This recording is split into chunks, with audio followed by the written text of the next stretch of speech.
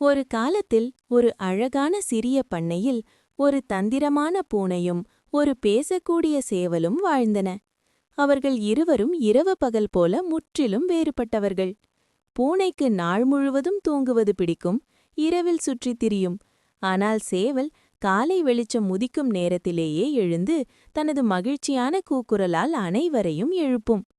ஒரு வெய்யலான காலை பூனைக்கு மிகவும் பசியேட்டியது. அது பண்ணையில் சுற்றித் திரிந்த சேவலைக் கண்டு அதை சுவையான காலை உணவாக்க நினைத்தது. மெல்ல மெல்ல அது சேவலிடம் அருகே சென்றது. ஒரு திடீர் தாவுதலால் சேவலை பிடித்தது.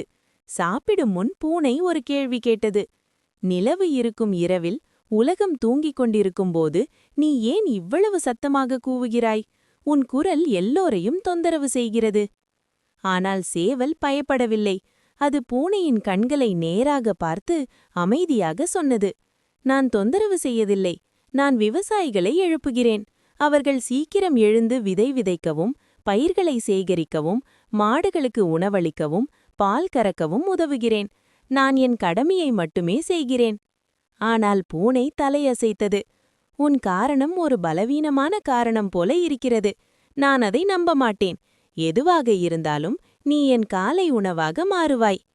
அப்படியே சேவல் தனது கடமையை விளக்கினாலும் பூனை அதை கேட்கவில்லை. அதற்கு முக்கியமானது அதன் பசியே. நீதி, பேராசை கொண்டவர்களுக்கு நல்ல காரணங்களும் அர்த்தமில்லாது போகும்.